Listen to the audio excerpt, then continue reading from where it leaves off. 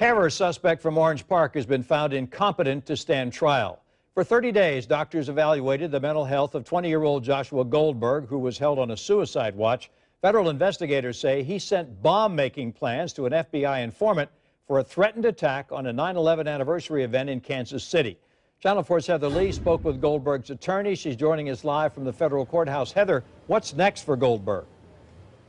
Well, Tom, Goldberg will spend the next 4 months being evaluated again and a little bit more thoroughly and being treated accordingly. And according to Dr. Feldman, she's the one who evaluated him last month, and she says that he definitely showed signs of mental illness, but she isn't ruling out the fact that he could have been exaggerating his condition to keep from standing trial. He's facing federal terror charges, but 20-year-old Joshua Goldberg believes he was just trying to help the FBI when a few months ago he discussed bomb-making plans with an FBI informant. Last month, he told Dr. Lisa Feldman, a forensic psychologist who was evaluating him, that he was posing as a terrorist in hopes of finding real terrorists and exposing them. Well, we're not quite at the point where I could talk about that, but certainly our position is that he had no intent to cause any sort of terrorist events. So there's going to be a different explanation. During the hearing, Dr. Feldman told the judge Goldberg admitted he doesn't think his lawyer, Paul Shorstein, believes his story. What's your response to Goldberg believing that you believe he's a terrorist? One, that's not true, of course. And I don't know what was discussed between him and the evaluator. I'm not privy to that specific information of those discussions. So I don't know the context of that. I don't know the exact language of it. I can tell you that I certainly don't think that.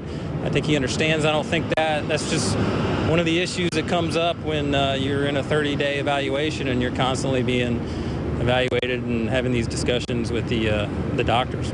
Dr. Feldman says during her initial meeting with Goldberg, he showed signs of paranoia as well as an inability to take care of himself. She says he refused to shower and wouldn't keep his cell clean. He also claimed others were out to get him. She says after looking into his allegations, none of them panned out factually. Dr. Feldman diagnosed Goldberg with unspecified schizophrenia spectrum and other psychotic disorder, and believes his current condition will affect how he can defend himself in a trial. I can't get into too much about it, but as you heard in the hearing, the evaluator, Dr. Feldman, received a lot of his prior mental health records, and they were extensive, and they did document an extensive record of mental health history, so he does, and then the evaluator reviewed that.